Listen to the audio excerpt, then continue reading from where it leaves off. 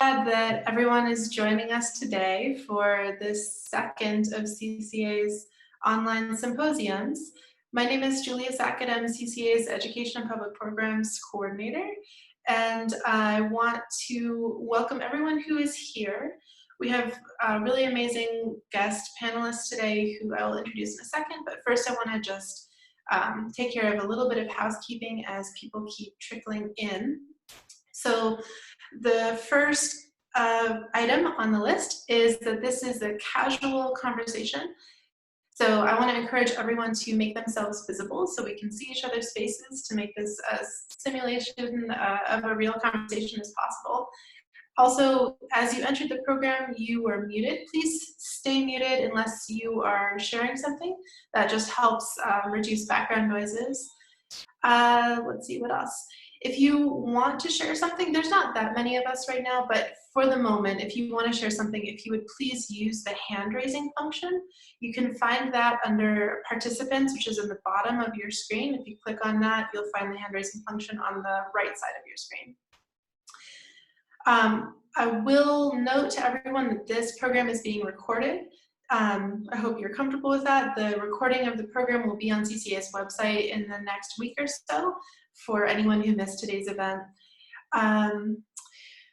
Let's see, I think that we are ready to begin our conversation. So first of all, this is a casual conversation. We're decompressing together at the end of our day. And with that, I want to introduce our panelists that are here. First off is Julie and Matthew Chase Daniel. They're current CCA exhibiting artists in our Lonely Gallery at the CCA campus. They are a collaborative team. Julie is a poet and Matthew is a photographer, and they work together in various different ecological settings, exploring their own relationship with the environment and ecology. I also want to introduce Emily Wolf. Emily is here with us today from the National Parks Conservation Association Southwest Regional Branch, and she's going to be sharing some of her work there and what the National Parks Conservation Association is doing in these strange times. And finally, I want to introduce Melanie Gessler. Melanie is joining us from the Institute for Applied Ecology, and she will also be sharing some of her work that she does there, including, I hope, a lot about the native seed work that she's doing, which I think is really fascinating. So maybe all of our panelists can introduce themselves and speak a little bit more to the work that they do and their relationship with ecology. Before we get started, today is Earth Day, and it's the 50th anniversary of Earth Day, so it's a really special day.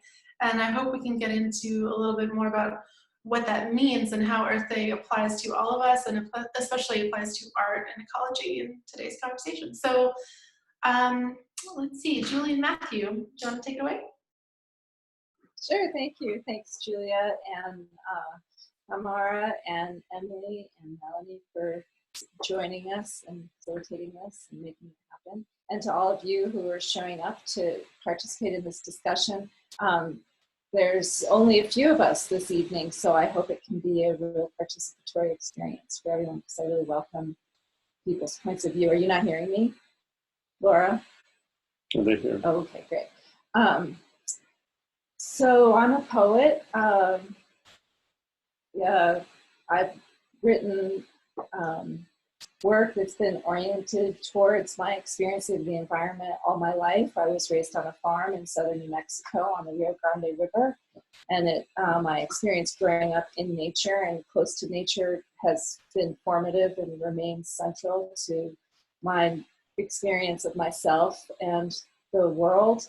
And one of the topics that came up last time we had a roundtable like this was a consideration of art as communication. That's very rich territory for visual artists, and as a poet, I am communicating in a fairly familiar language, which is English. And so I guess for me to look at that through a lens of relationship with the animate world is really important to me, and how to consider ecology not as something separate from me that I can look at as if I'm independent from it, but to perceive myself as part of a larger ecology that poetry and visual art give voice to in a way that I hope is meaningful and transformative for others, and how to galvanize that and push it to the limits, to its limits and its capacity to evoke and capture and draw in and force responsibility and engagement is interesting to me. So as a poet, there's ways to do that linguistically that are fairly obvious, but as visual artists, we do that too. And so looking at how all that weaves together is something I hope might happen tonight. Yeah, I'm Matthew Chase Daniel, and photographer, but visual artist, and I use different materials, and sometimes I try to make the materials fit the project that I'm working on. So there are photographs. The show at CCA is now photographs, but I also make sculptures out of natural materials that are ephemeral, and video work and drawings and things like that. But all of the work together sort of is relating to ecology, to nature, to our place as humans in a larger world of nature, and reflecting on that and hoping, trying to inspire people to reflect on that in different ways. So that's a shorter thing than Julie. But. Yeah, that's great. Thank you, guys. Let's see, Emily, do you want to tell us a little bit about your work with the National Parks Conservation Association? Sure, and thanks everybody so much. Great to be here. Happy Earth Day. Yeah, so I started working with the National Parks Conservation Association just about 5.5 months ago, and it's been an action-packed first few months. We are an advocacy organization for national parks, so working in Washington and also state by state to look at protection, proactive and also defensive, and sometimes responding to immediate threats to the landscapes in the national parks and communities connected with those sites, with kind of an undercurrent of education and advocacy workshops. And so for me, the advocacy work is kind of on a two-pronged course, with also spreading the word with students and youth groups and groups of all ages about how they can leverage their voices for themselves and for these landscapes.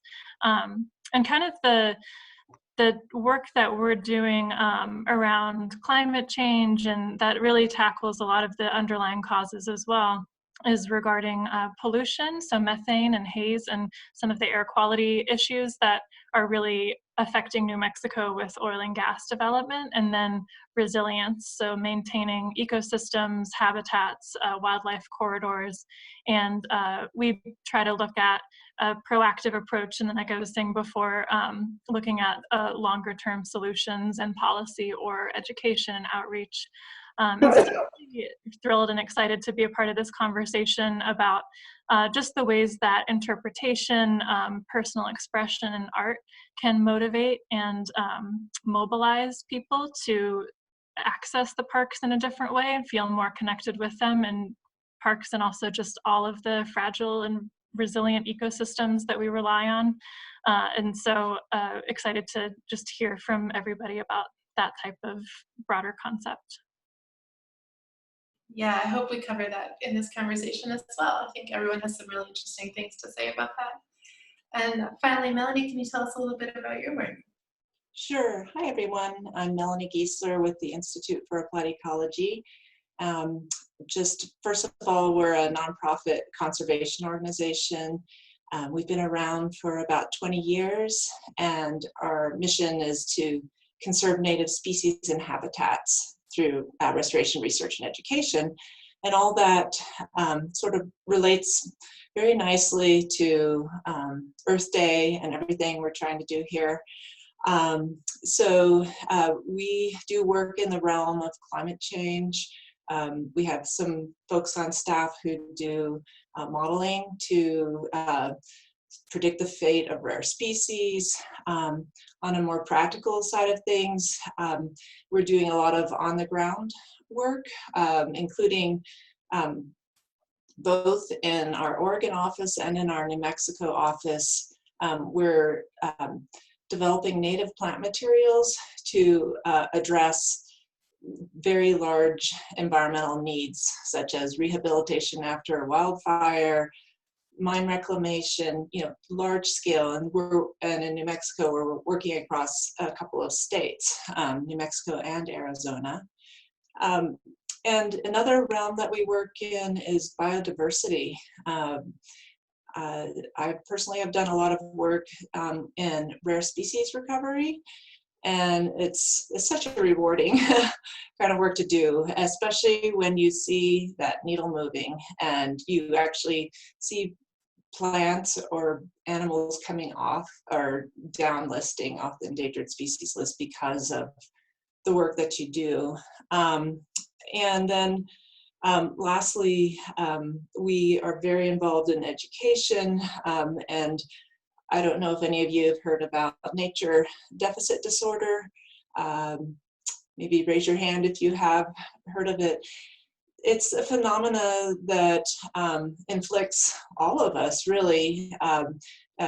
Richard Louv wrote the book Last Child in the Woods, and that was sort of the first awareness that we're in a crisis right now with especially our youth not getting the same exposure to the outdoors that we had ourselves as children.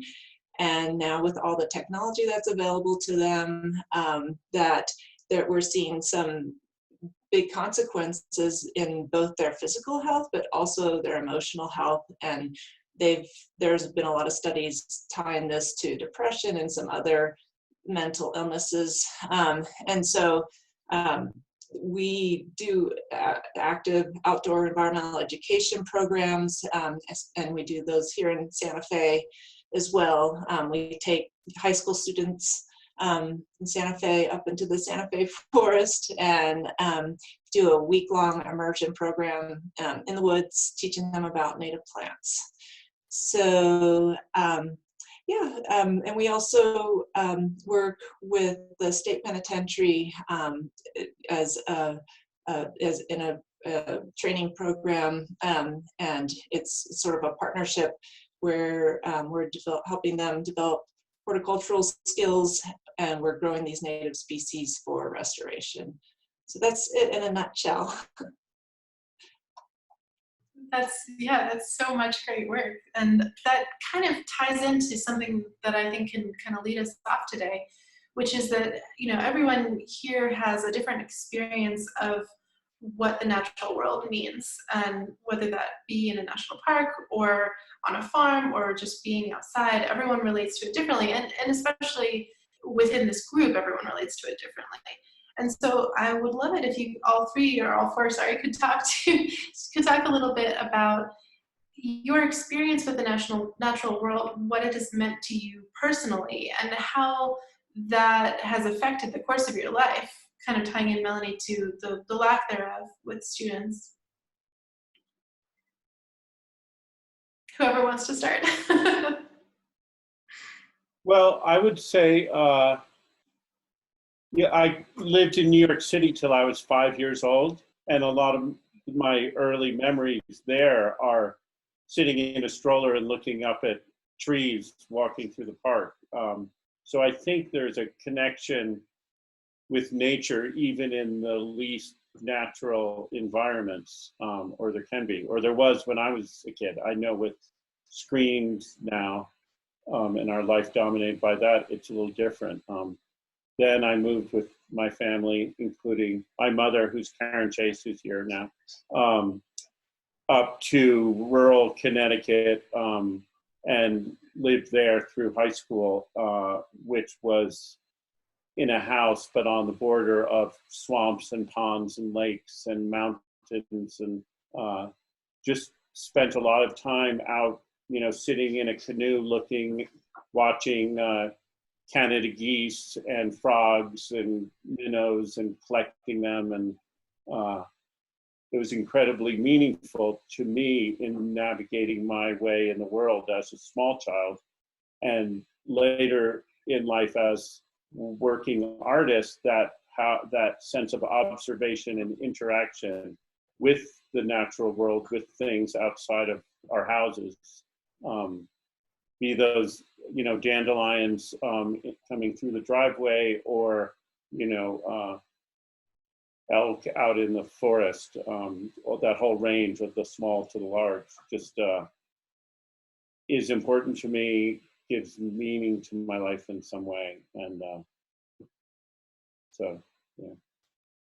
I don't know. I kind of led with it for me personally, having grown up here in New Mexico, you know, surrounded by nature on a farm. And then also as a mother, our son is now 24, but he's actually back in New Mexico right now, rehabbing a little cabin out on some land where we lived when he was tiny, off the grid.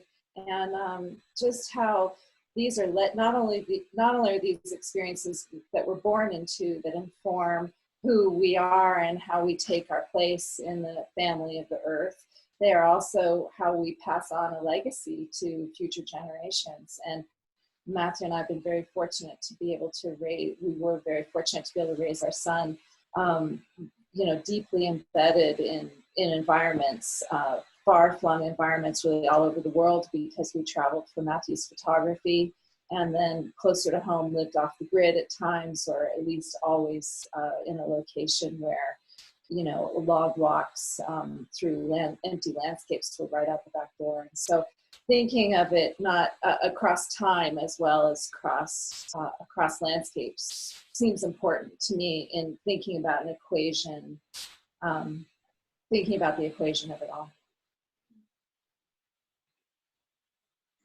Let's see, Melanie, could you speak to your experience and kind of how your experience with the environment led you to what you do? Sure. Well, interestingly, I'm a botanist by training, and I came to botany through art. And the reason for that was my mom is an artist, and she's in Albuquerque, but she took a botany class when I was a child, and she came home with these exquisite drawings of the cells and you know, all the plant parts at microscopic level at that scale. And I was just like fascinated with the beauty of that. And I think that stuck with me. And then we went on to move into the Sandia Mountains when I was middle school, high school, and it was really remote. And I didn't have friends nearby. And so my friends were the pine cones. And, you know, so I spent a lot of time just being outside and connecting with nature. So I think those two were pretty formative in the decisions I made in my career. And since then, you know, working in this field, it's so rewarding. It's just sustained me this whole time. I feel very lucky. Yeah. And Emily, would you tell us a little bit about your experience with the environment and how it got you here? Yeah, absolutely. Yeah, and like everybody else has said, I think there's something that I've always found really self-sustaining and kind of life-saving about being in wild spaces or going outside. When I grew up in Indiana, and going to try to find spaces where I couldn't see any human-built structures was always a goal, going into the creek or going as far away from the horizon as I could, where there was a house to be seen. And so I think I wanted to study ecology and study science in that sense, just from that feeling of attachment and love of those memories. And then it just deepens to feel that you can continue to have a connection with the landscape and bring other people out there with you.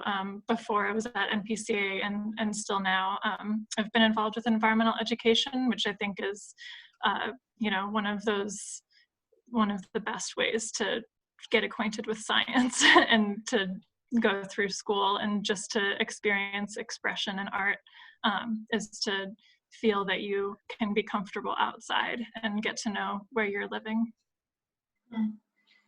Yeah, it seems to me that all of you in your work try to communicate that in different ways, try to communicate that relationship with nature on this very small way. And it also strikes me as really fascinating that everyone referenced these childhood experiences, both the motherhood and also being a child in nature. I keep thinking about this concept of scale when we relate to the environment, and I want to bring it back to Earth Day within that concept, because when you're a child, the world is huge. And I feel like for a lot of humanity's development, the world was huge. The horizon was very far away. And as we are now in our, stage of development, we are much bigger than the environment that we live in. We have a much bigger impact than each of us individually. So I just wonder what you all think about that. How do you relate to scale? How is that expressed in your work? And actually, a quick housekeeping. For everyone who's here, I think we're a small enough group that we could try unmuting ourselves all to have a conversation. And if you want to jump in, especially if you're a participant, I would encourage you to make yourselves visible, and let's have this be as free-flowing as possible, because we have the advantage of being a small group. So let's give that a try. Oh, and also in grid view would be helpful. And you can find that in the top right-hand corner if you haven't done that.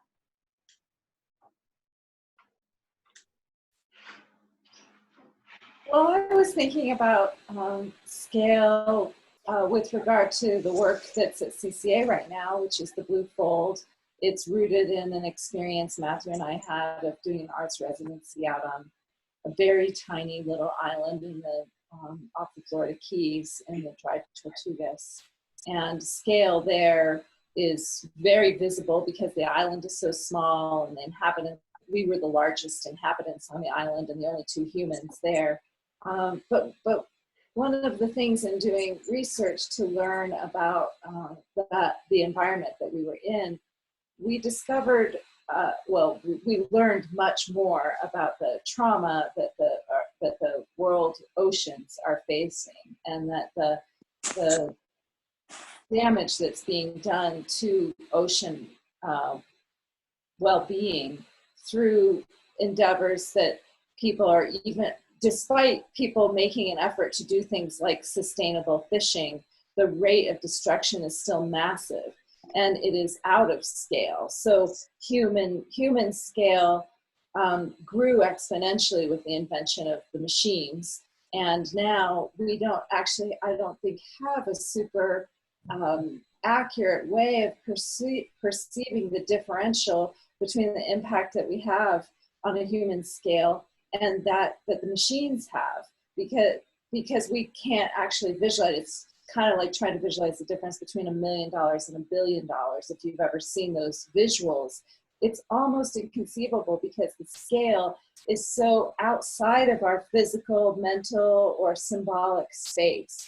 And so just the fishing industry alone, before you get to the question of litter or trash or pollution or any of the other things that threaten the oceans, the fishing industry is destroying the oceans at a rate and at a proportion and in a scale that is almost incomprehensible, because it bears no relation to our bodies. It's in no exponential relationship to our bodies, which I find so interesting. And I relate it to something you said earlier, Emily, when we were kind of tossing around ideas. I relate it very deeply to justice issues, because it becomes very hard to understand the rights of nature in a scalable relationship when the impact that humans are having is so outside of any understandable scale. And Earth Day is a big reminder of the power of how civil rights language has been brought to bear in environmental space to evoke opportunities for conservation, for restoration, for all the things that we've been covering here. And yet we keep running out of language because I think we keep hitting issues of scale. So it's kind of like Black Lives Matter is getting somehow so diluted when we suddenly discover all lives matter. And I feel a little like the environmental movement, activist movement, and environmental justice movement is starting to hit a wall. And I wonder if nature itself can give us some answers about how to address that, about how to get past this dilution that happens, the end of the road of the civil rights language for saving the environment. and it feels scale related. That was a long roundabout. Yeah, Emily, do you want to add on to that about what you were saying about justice before? Because I feel like that dovetails a lot with what you're working on. Sure, and thank you. That was beautifully said too. I think that I completely agree. And yeah, in terms of scale and justice issues, yeah, I do think that I just think about when I've learned about economics, the kind of conventional way that we're taught to communicate or learn about social economic systems. And then there's the term externality that kind of goes to what you were saying about the oceans, and that the impact, the outsized impacts that are happening that make ecological systems dysfunctional are seen as outside of the system that we're operating in, and that is inherently kind of going back to this must be a kind of capitalist benefit somehow system, but it brings out these adverse impacts that affect communities unjustly, disproportionately, and that we really just don't have any way of measuring, because they are at a scale that's completely incomprehensible. So I appreciate, yeah, I think that just totally agree with what you said. Laura, you wanted to add something, right?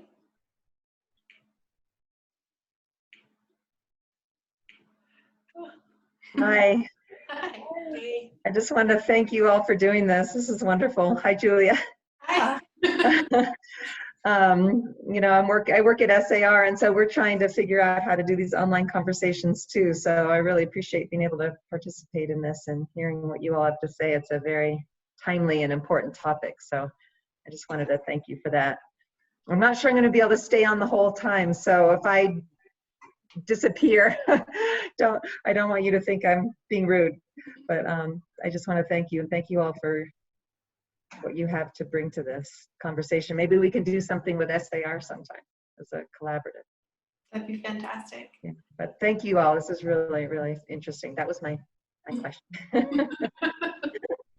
One thing about scale that always was a measure of scale that always seemed very relevant to me was that until the invention of the train and the prevalence of trains coming, which was before automobiles and planes, the fastest that anyone could travel was on a horse.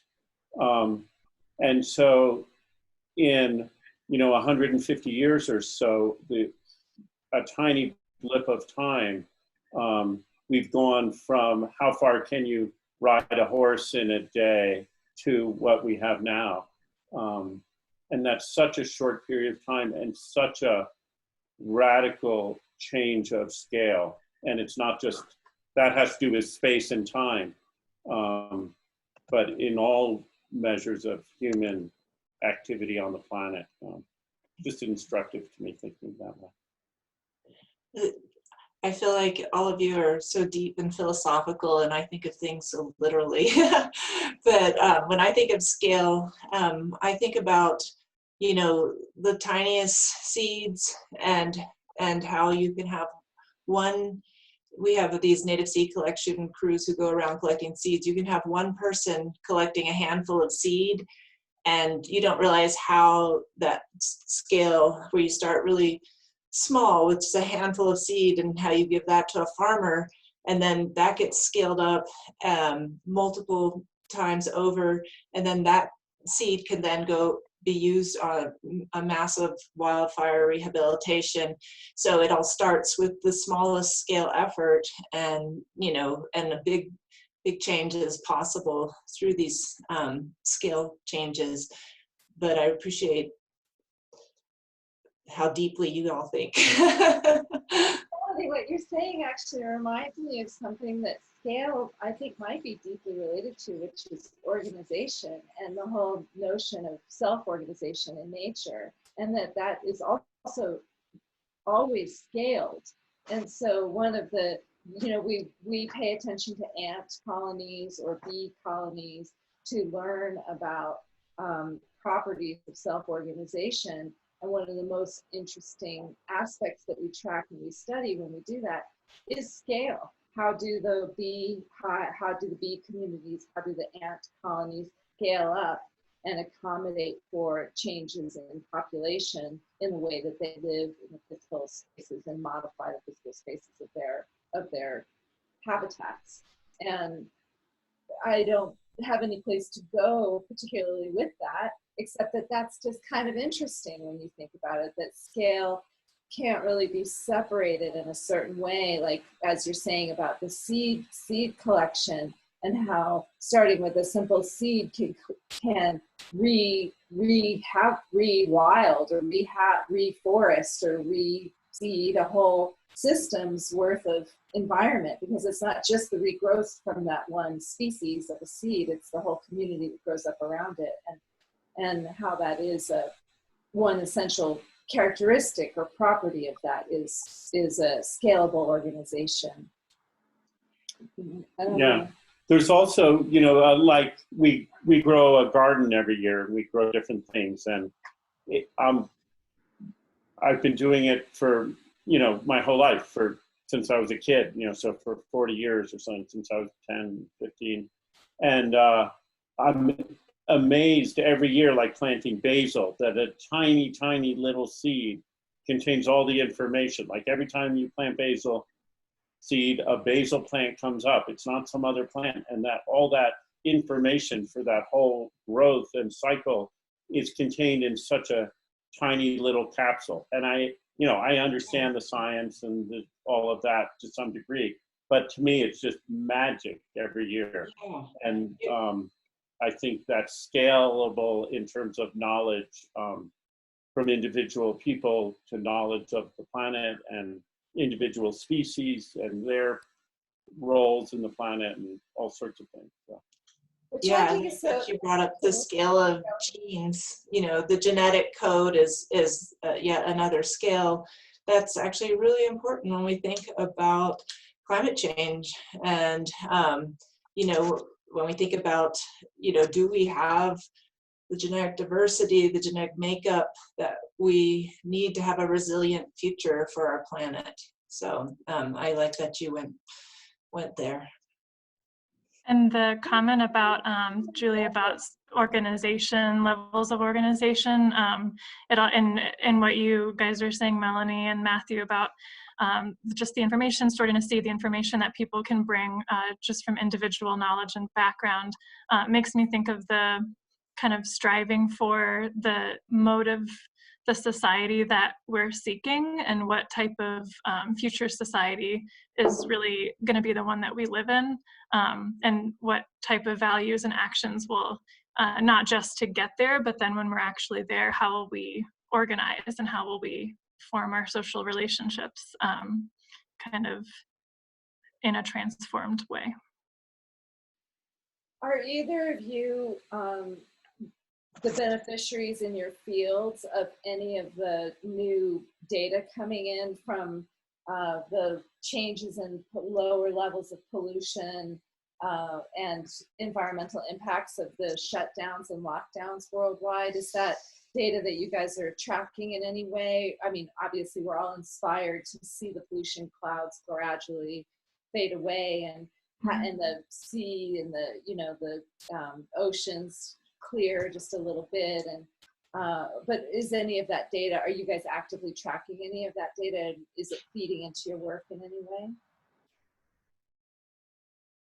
Our work is longer term, and so we're looking over the lifespan of a plant or an animal, looking at sea level rise, and so we do track some sea level data, but I personally don't have access to that. It's our estuary person. Mm-hmm. And similar, we have a little information kind of coming and see some analysis of it, but nothing too in depth yet. It's interesting to think in terms of what Julie was saying at this rare, different time.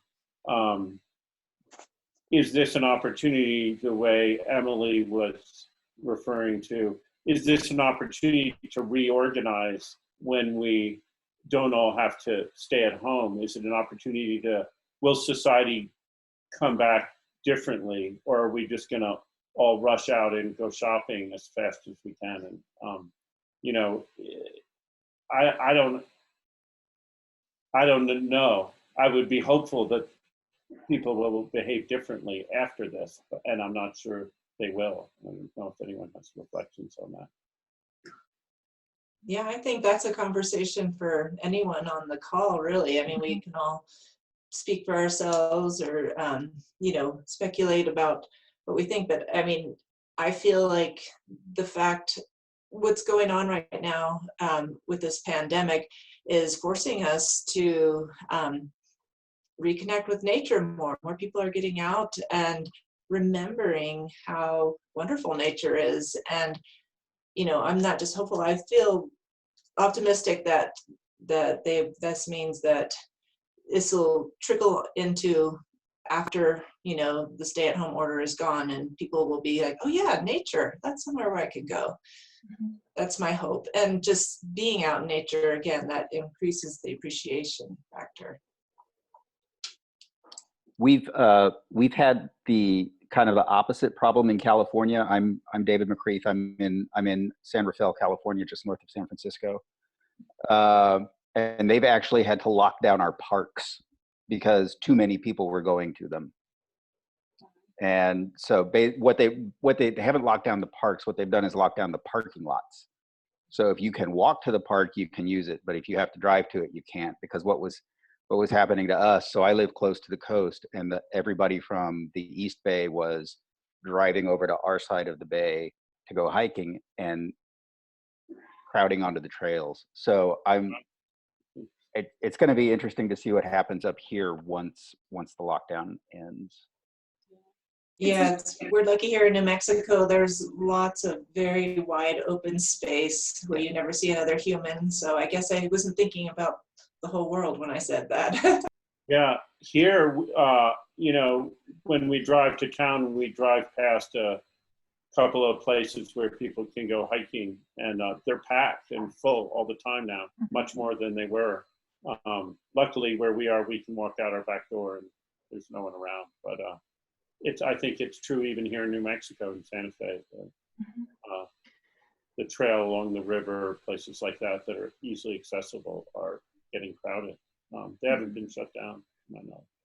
I'm working on a new project along the Santa Fe River called Poetry Pollinators with the Santa Fe Poet Laureate to bring pollinator bee house installations to put up locations along the river that have nesting for the wild feral bees, as well as information panels about the importance of pollinators to the existence and future of our world, and then poetry that's curated by the Santa Fe poet going forward.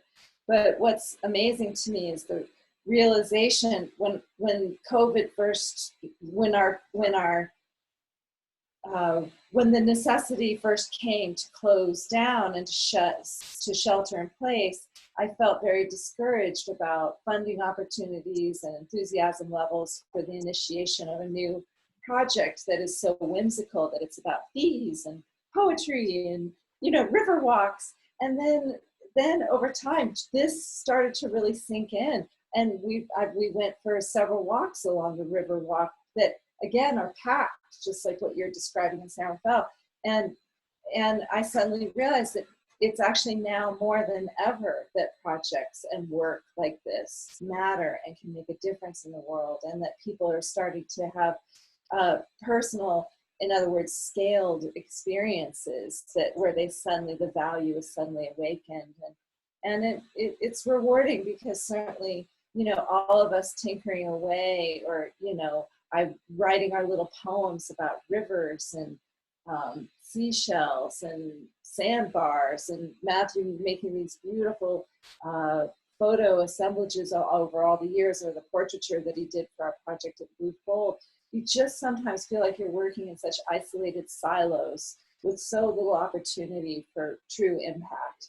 And in fact, I think one thing that's super gratifying is the discovery of how deeply important the arts are in helping people access and give voice to the relationship to nature that they long for and suddenly have a new value for. Yeah, I wonder, Melanie, if you could talk a little bit about the research that you referenced in the very beginning about how people are affected if they're not exposed to the outdoors at a young age. Because I have a feeling that that's happening to all of us as well if we're not exposed to the outdoors regularly. And outdoors means so much more now, as we're all realizing. Right. Yeah, there's been a lot of research on the psychology of not getting outdoors and connecting with nature, and the main one that comes to mind is the increased incidences of depression, especially in our young people, and the physical aspect of it is weight gain because you're not playing outside, you're sitting in front of a screen somewhere.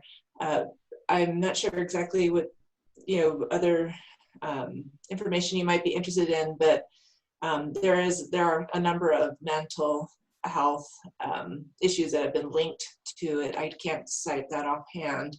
And then the shift that takes place when these same youth are then able to spend time outdoors and stimulate those senses, and how that changes their sense of well-being. And I think you've probably also heard of what's it called, nature bathing or something like that. It's a Japanese Forest bathing. Forest bathing. Thank you. But I wish I could share more. I'm happy to share the book citation with anyone in this group. The Richard Louv, Last Child in the Woods. I wrote my thesis on exactly that, inspired by that book. So I great. You can answer the question. A little bit to some of it. It's been many years. But yeah, all of it. The nature of the tree forest bathing thing I used to think was such a funny term, and I've realized hiking in the woods, especially recently, how real that is. How I just feel like it washes away all of the screens and all of the technology. But some of the benefits, especially in developing children, have everything to do with problem solving and imagination and creative play, and the physicality of exploring the natural world is so different than playing a video game where your character might be exploring something. So yeah, I won't ramble on about it, but I will sing the praises day and night about the importance of getting out and really experiencing. Also, not just mowed green spaces, right? Like there's some benefit to being outside in fresh air, but really the differentiation between a grassy playground versus a natural habitat with fallen trees that need to be navigated and really away from the built environment is kind of a key component in a lot of that. This is all ancestral knowledge for all of us, and of course it's deeply integral to traditional or indigenous knowledge systems and religions and spiritual practices, but really we all are the beneficiaries of our own experience as prehistoric humans out there, navigating our life by the stars and having to dig roots to find moisture and all the things that we know about Neolithic human life, that I personally believe that we have embedded in us in some level, and that a lot of the kind of data and research that's being done now validates experiences that we all have somehow warmed to anyway. It's kind of like like feng shui, if you've studied the Chinese theories about space and vibrational energy of space, you can walk into a room and automatically feel how space wants to move and energy wants to move through space. And there actually is this beautiful Chinese philosophical system that will give words to that. But any of us who have tried to figure out the best place for a couch in our living room or the bed in the bedroom are working with the energetics of space. And so I think it's, on the one hand, really exciting to have all that research. And I also think just getting out there and giving voice in our own language, whether that's verbal or visual or musical, but finding ways to let that speak through us in some way is so important to me, to be able to, I don't know, just stay alive, to be vessels for carrying it, for received knowledge, and vehicles through which knowledge hopefully is transmitted and passed on to others. That's the poet in me talking. Well, I was wondering, Emily, if you could add on to that, because it seems like the national parks are, our country's recognition of that necessity that we all have. And it's so interesting what's happening with national parks now during the time of shutdown. And I was wondering, I guess, how you think it might change our relationship to the national parks with the COVID-19 crisis. Yeah, and to go back to maybe some of the ways that more people are getting out and using these spaces, which is way different now. I think people are really going and experiencing outdoor spaces, public lands and forests and national parks, and it's fantastic. And I think it really invites an opportunity to explore ways that you can craft trails and the way that people can access these parks without feeling about the overcrowding that David had mentioned, because that's a big issue. Some of New Mexico's parks and not so much, but definitely Utah, the parks that kind of function as indoor spaces like Zion. But then there's, I really loved what Amara and Julie were saying about this need to kind of grapple with the outdoor spaces and get to know them more organically. And I think that type of just that principle could really go into making outdoor access equitable, thinking about how do people benefit from and get into the outdoors, and how does it really get exciting when you're a kid and you're outside. And so I think going forward, yeah, the parks, the ways that we think of them as being really close to some communities proximally, and being such a staple of our background, and then also being this big destination. I think, I don't really know, kind of going forward, that will definitely change a lot, but I think that a park like Petroglyph, which is right in the center of Albuquerque, that's a park that the neighborhood it's a part of the neighborhood, it's a part of people's everyday rhythms. And so it's kind of, I think, reorienting the way that people are looking at the parks that they likely have a cultural tie to. A lot of parks in New Mexico, to indigenous communities, and which are still utilized for cultural ceremonies and purposes, for arts and for gathering. And so I think really seeing what are the needs and uses of these spaces, and how can we make sure that the access to them is really centered around those local ties. Because I think, Petroglyph, right around the time that spring break was happening, was when things started closing. And so that was a really big question. Like, do we close? Do we continue to stay open to people coming from all over the country? Yeah. Yeah, I mean, it's interesting to see what's happened in parks like Yellowstone, where you see images of bison roaming around, happy without the burden of like a million cars waiting to watch them. It makes me wonder what wildness even means these days. Like how wild can our world really be? And I don't have an answer for that, but maybe you guys do. I don't know.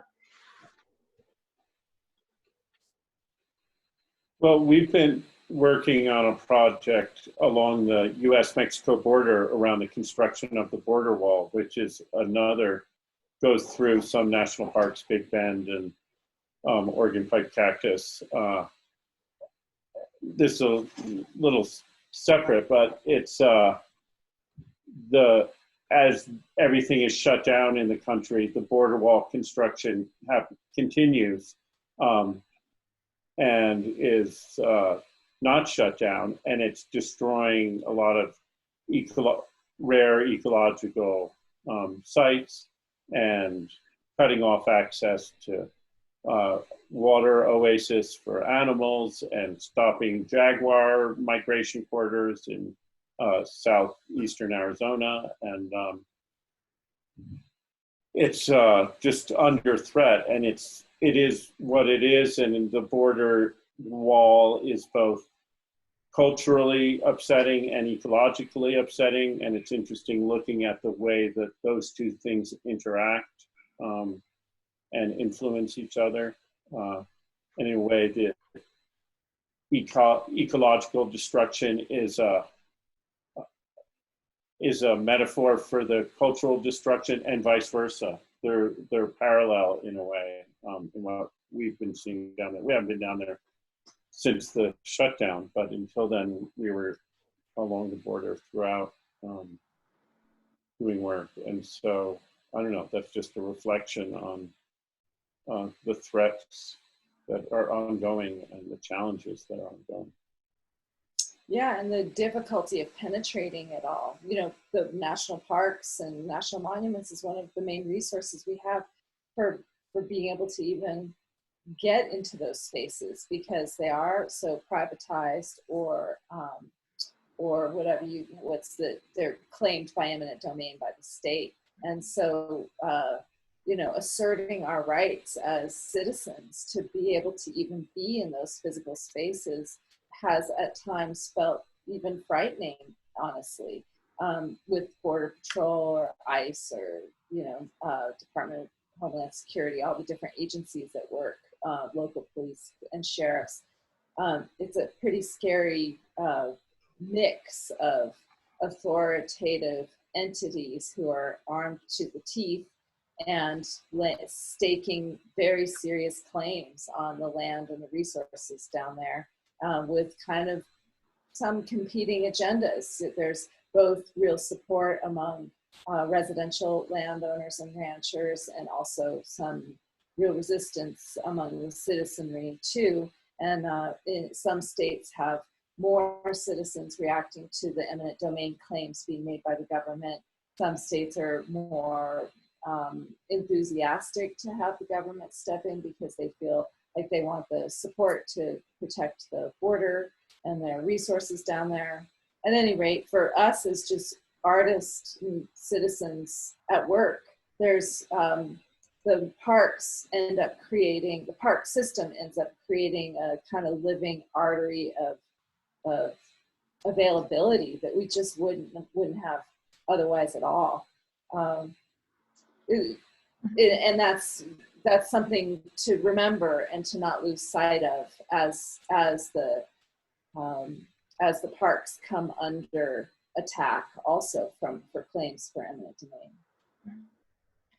I love your analogy to the artery. I think parks really function as kind of pressure points across the landscape, and the way that they can signify and highlight just encompass the sensitive ecological and cultural sites, ones that really do have connection with each other, but that connection is under threat.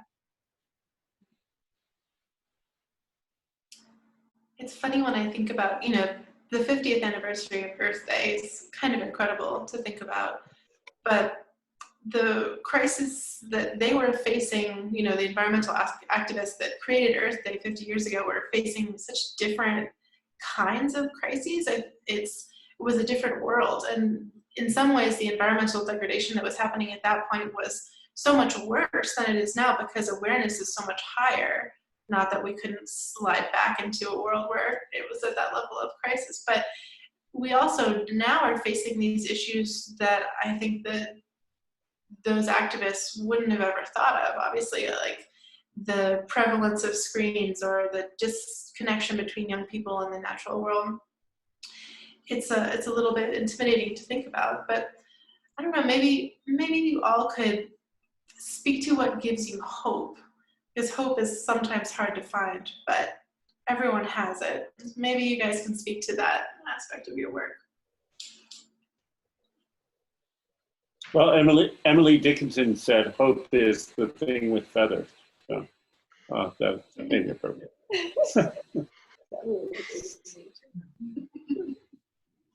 Yeah. Go ahead. I thought you were done. Please continue. No, I'm done enough. Go ahead.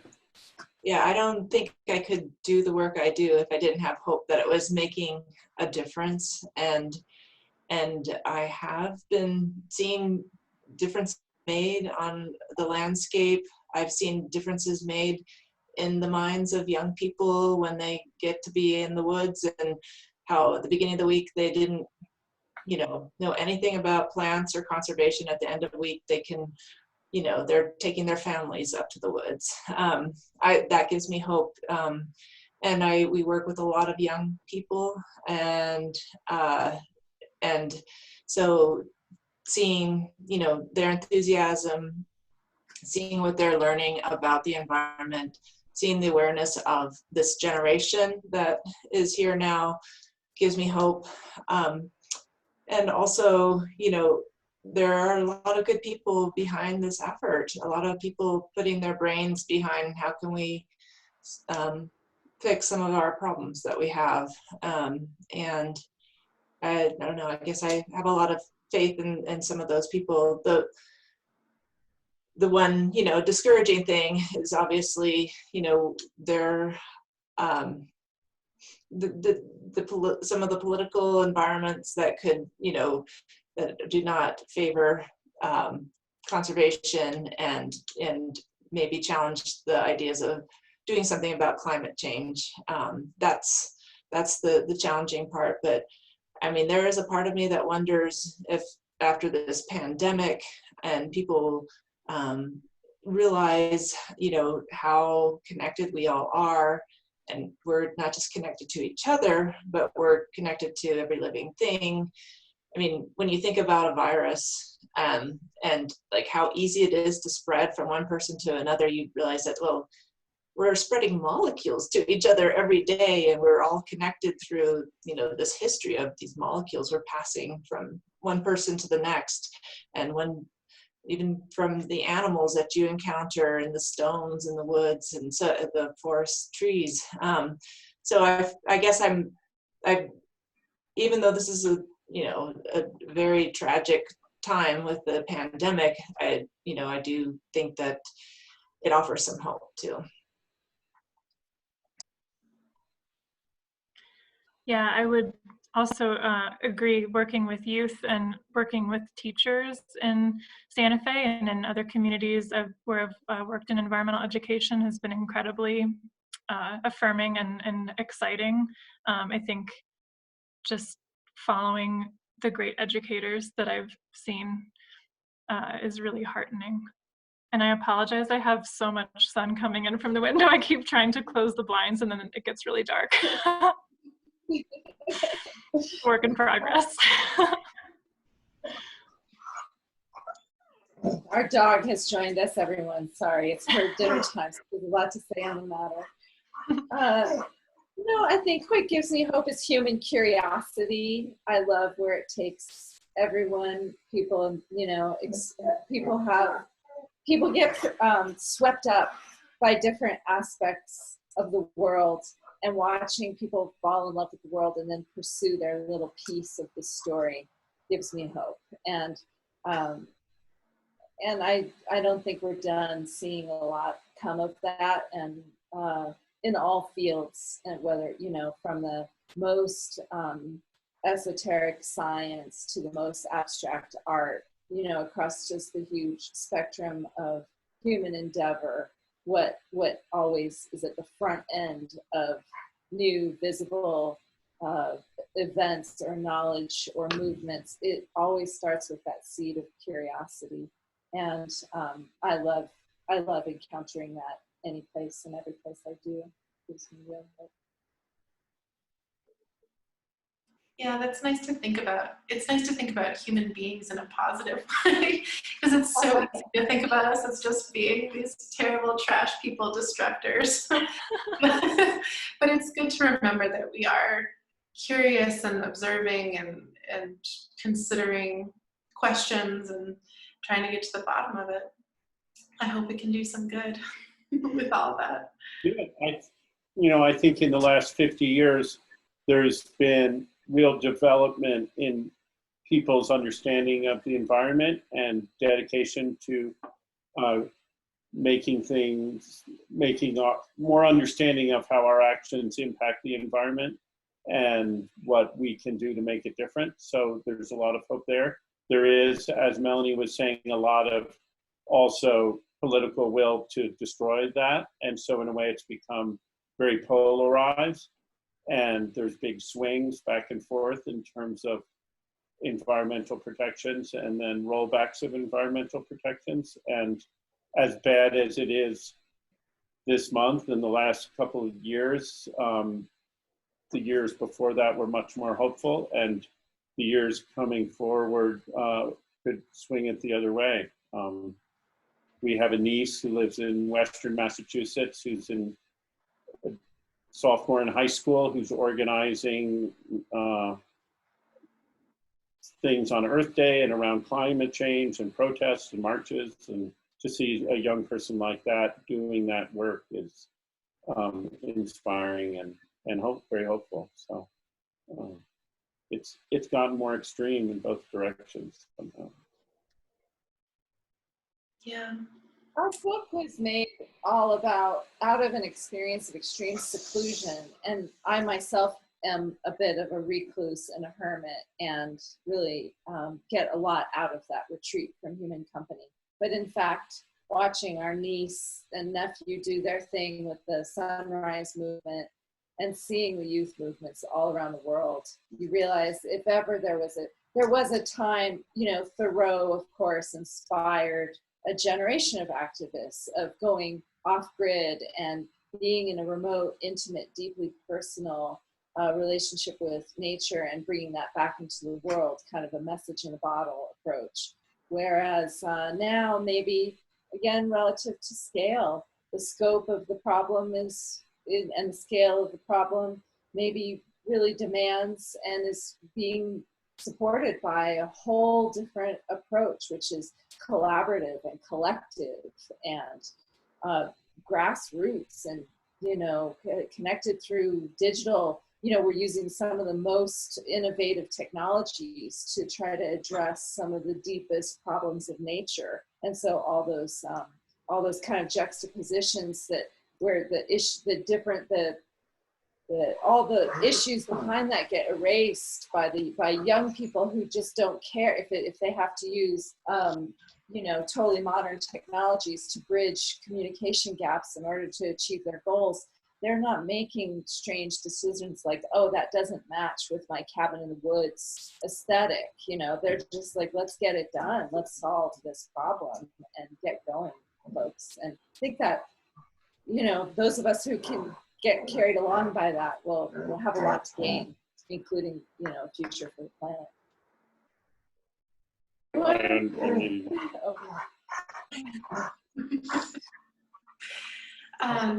is Calypso. I'm going to put her outside.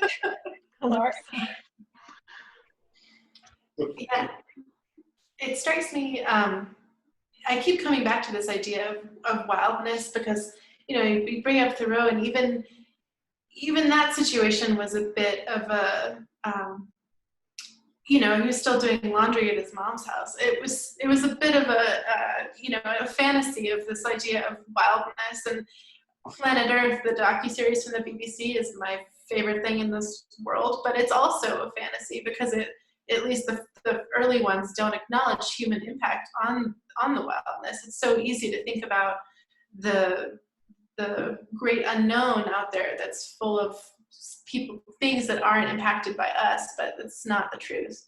We are interconnected. Well, I think that, does anyone else want to kind of raise a discussion point or contribute something? Anyone got a bee in their bonnet? I think that might be a good place to leave off our conversation for now. But I just want to thank everyone so much for coming and contributing. This has been really interesting and hopeful for me and inspiring to think about different ways of looking at ecology. And so please join us for the next symposium style conversation that we have at CCA. And in the meantime, stay connected, stay involved. Thank you everyone so much. Yeah, thank you. Thanks. Thank you guys for Thank everything you. you do. Thanks so much. Thank you. You too. Keep in touch.